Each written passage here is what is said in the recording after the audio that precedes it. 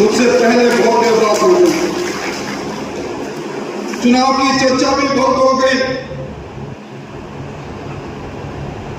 ये लोकतंत्र है, युद्ध राजतंत्र में भी होता था। अब मत की पेटी से राजा पैदा होता है, उसमें रानी की कोख से पैदा होता था राजा। और राजतंत्र में हम पहले स्वतंत्रता सेनानी के रूप में राणा प्रताप को याद करते हैं। इतिहास के पन्नों पर लिखा है, जब अकबर की सेना ने चित्तौड़ पर आक्रमण करके चित्तौड़ की सेना को परास्त कर दिया, राणा प्रताप महल छोड़कर निकल गए। और उसके बाद वो डूंगर डूंगर पहाड़ पहाड़ घूमकर उनके मन में एक ही तमन्ना थी, मेरे परतंत्र में हमारी धरती को छुड़ाऊं मैं, और पहाड़ों पर भीलों के साथ मिलकर कुंजा भील के नेतृत्व में उन्होंने जो सेना बनाई, उन्होंने अपनी रणनीति बदली, छापेमार युद्ध प्रारंभ किया, शाही सेना को लूटते थे, खजाने को लूटते थे, सेना को संगठित करते थे। और संगठित सेना ने जब हल्दी घाटी में मुगलिया सल्तनत को ललकारा, तो उसी मुगलिया सल्तनत को हार का सामना देखना पड़ा। हम चुनाव हारे हैं, उन परिस्थितियों से हारे हैं जिनका जिक्र मुझसे पहले कहा गया। उस समय रणनीति थी, हम रणनीति में कामयाब नहीं हुए। आज जब हम सब लोग हरावा दस्ते के लोग आए हैं, तो हमें क्या बदलाव करना चाहिए? मधुसूदन जी सही कह रहे थे, चिंतन करना चाहिए। और चिंतन सिर्फ मंच पर बैठे लोगों के साथ साथ जब आप करोगे, क्यों 400 पार की बात पर लोगों ने विश्वास कर लिया? क्यों एक ही परिवार जिसको 13 बार प्रधान से लेकर संसद की टिकट मिली, जिन्होंने पार्टी को मां था, मां के पीठ में जब खंजर मारा, टिकट 13 लोगों की और की भी कटी, मैदान में आ गए। और मैदान में क्या कारण था, क्या कमी हमारे में थी कि कल तक जो भारतीय जनता पार्टी की जय जयकार करते थे, या तो कांग्रेस के खेमे में खड़े हो गए, या गांव में गर्दन नीची कर ली। कई लोगों ने घोषित रूप से इस चुनाव में अपने आप को अलग थलग कर लिया। रणनीति कौन बदलेगा? इस पर चिंतन कौन करेगा? इस पर चिंतन करने के लिए अगर किसी को हमें मजबूर कोई करेगा, ये कहेगा अगर राजेंद्र सिंह जी नेता बड़े हो, तारानगर से बिहार के आए हो, और इस बार भी लोकसभा में हारे हो, आपकी रणनीति कमजोर है, कौन कहेगा मुझे ये बात? और कोई कहने नहीं आएगा। मेरे सामने बैठा मेरा परिवार जब तक मुझे कहेगा तभी मैं सही रास्ते पर चलूंगा। इसलिए मैं आज ये कहने आया हूं कि निश्चित तौर पर डबल इंजन की सरकार,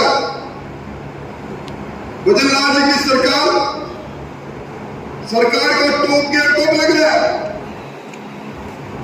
सरकार बनी,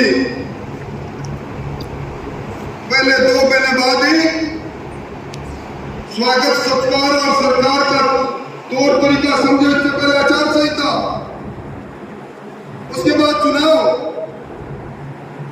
असली सरकार को काम करने का वक्त तो इसी एक सप्ताह से मिला है। मेरे समझ में कई बात नहीं है।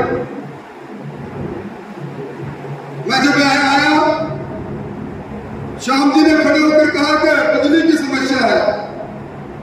कागज उठाकर देखता हूं तो बिजली आई नहीं, लिखा मिलता है 2 साल से हमें क्षमता के अनुसार बिजली नहीं मिली। जल जीवन मिशन के अंदर पाइप डाल दिए, पाइप में पानी छोड़ते ही पाइप फट गया, ऊपर टंकी बन गई। 2 साल से टंकी में पानी नहीं चला।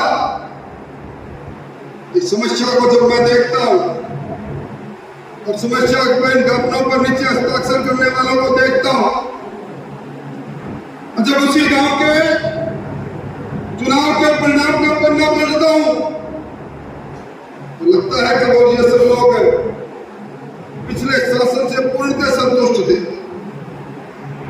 इस बार भी विधानसभा और लोकसभा के चुनाव में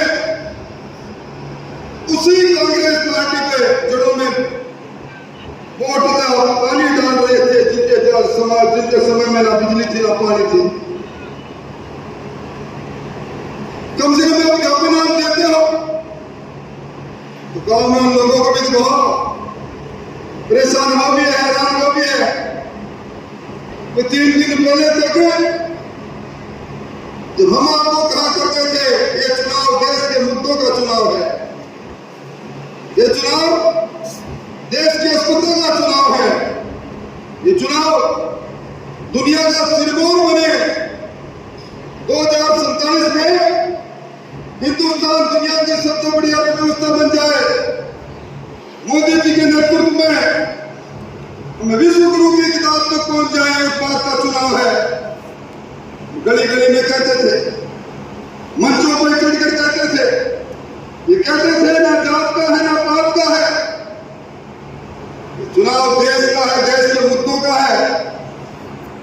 लोगों ने सुनी नहीं। आज वही लोग डबल इंजन की सरकार में ज्ञापन देकर अपनी व्यथा कह रहे हैं। मैं आपको विश्वास दिलाने खड़ा हुआ हूं, निश्चित तौर पर अब समय कार्यकर्ता की भूमिकाएं अलग अलग बनती है। चुनाव के अंदर हमारी भूमिका हमारे पार्टी के दर्शन के अनुसार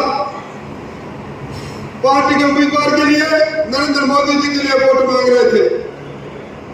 विधानसभा चली गई, लोकसभा चली गई, अब चुनाव नहीं है। चुनाव आएगा तो गांव की सरकार का चुनाव आएगा, चुनाव आएगा तो शहर की सरकार का चुनाव आएगा। इस चुनाव से भजनलाल जी और मोदी जी की सरकार पर फर्क नहीं पड़ेगा।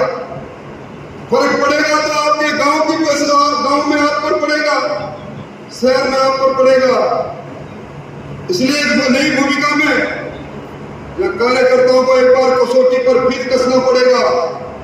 वहीं मंच पर बैठे लोग अब समस्या समाधान का सेतु बनेंगे सरकार के बीच में और जनता के बीच में। हमें वो काम भी करना है। और एक निवेदन जरूर करूंगा। आज सुबह मैं मेरे पैतृक गांव में था, एक महानुभाव आए, मेरी VCR भरी गई और समय निकल गया। अब ये चीफ इंजीनियर फैसला करेगा, आप टेलीफोन करो।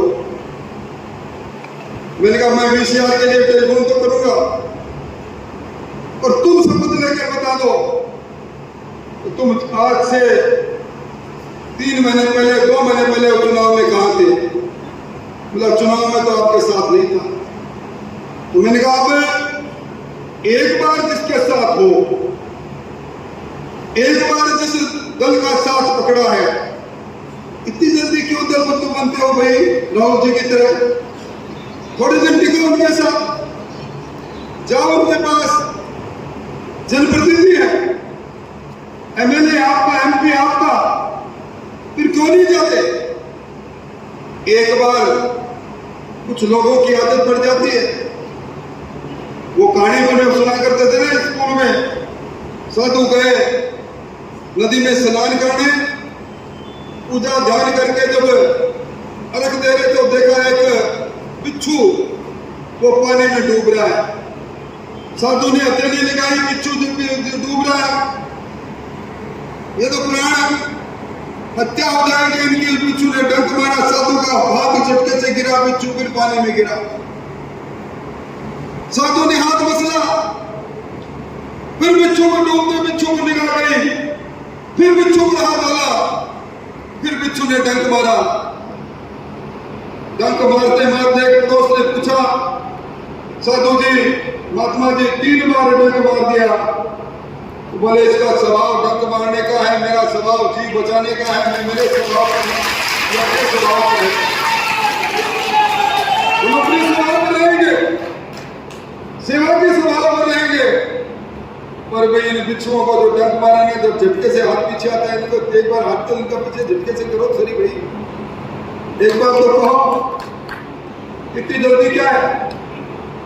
मैं इस मौके पर जो मंथन चिंतन की बात है, मैं समझता हूं कि चिंता इस बात की भी करनी चाहिए 400 पार की बात इनके बेताब से तार से कैसे जुड़ गई। हम लोगों ने प्रधानमंत्री आवास योजना के नाम पर जिन लोगों को घर में घर खड़े कर दिए, जिनके घर के नाम पर शौचालय बन गए, जिनके पास गैस योजना के अंदर गैस पहुंच गई, उतना में आयुष्मान में जिनका इलाज हो गया मुफ्त में, वो गरीब आदमी था, वो एसटी का आदमी भी था। हमारी बात उस तक क्यों नहीं पहुंच पाई।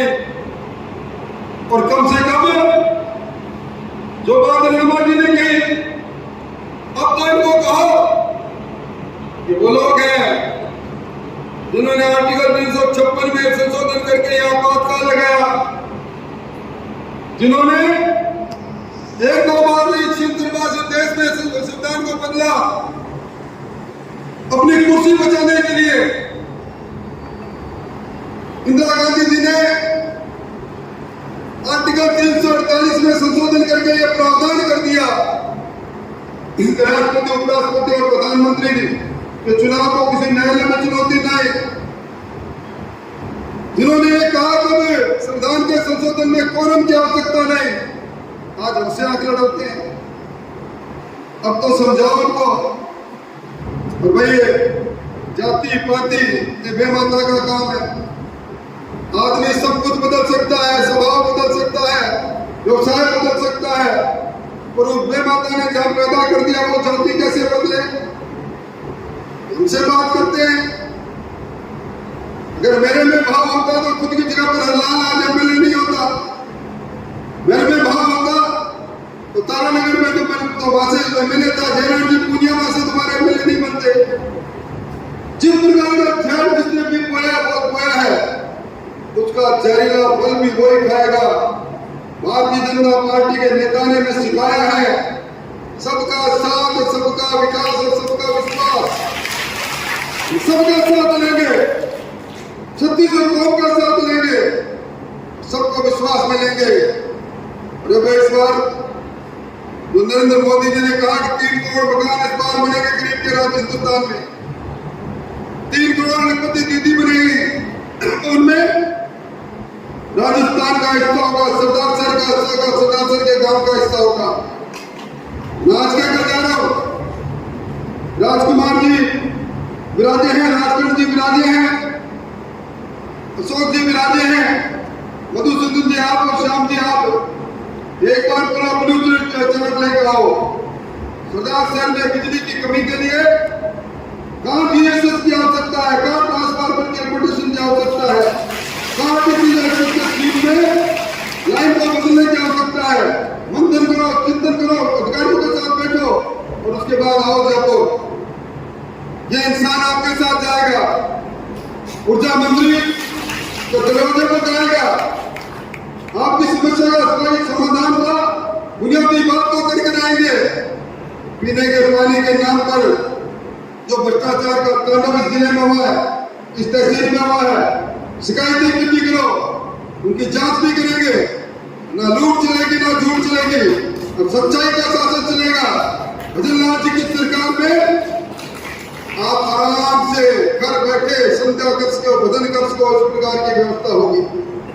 मैं आप सबका धन्यवाद देते हुए उम्मीद करता हूं कार्यकर्ता जब अपने गांव की तरफ लौटेगा, कहते हैं मोर नाचे अपना पैर जरूर देखे, अपना पैर जरूर देखना भाई, और पैर देखो तो पड़ोस में निगाह जरूर डालना।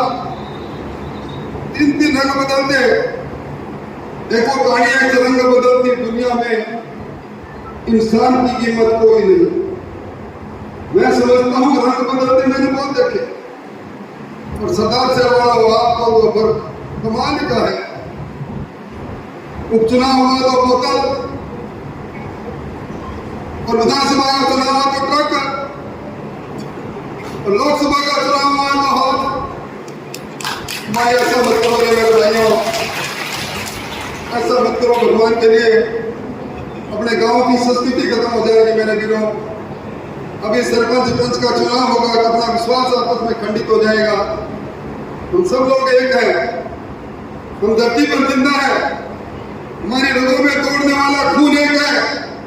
इस पर कुपित होता है तो अकाल की मार पर ना राजपूत बचता, ना जाट बचता, ना एसटी बचता, ना एसटी बचता।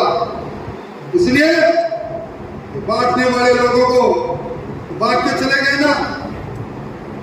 आप छोटी बना करके बता दो मेरे को, उपचुनाव के बाद में बोतल बंसी हनुमान जी बेनीवाल की शक्ल देखी आपने? सारी रात डीजे में नाचा करते थे। विरासत जी जरूर विरोधी है, और अभी भी जिनके साथ कुछ लोग हुए हैं उनकी फोटो अखबारों में देख लेना भाई। पहले का रिकॉर्ड है, पहले हमने देखा कि पहले धमसार में आया करते तो मालूम होगे। अपने यहाँ करके कह देना अपने गांव में कौन से दिन बिजली की समस्या के लिए राहुल जी कसवाती आप बैठे थे, कौन से दिन कोई आया आने वाले तो यही है। अब भी सोचो,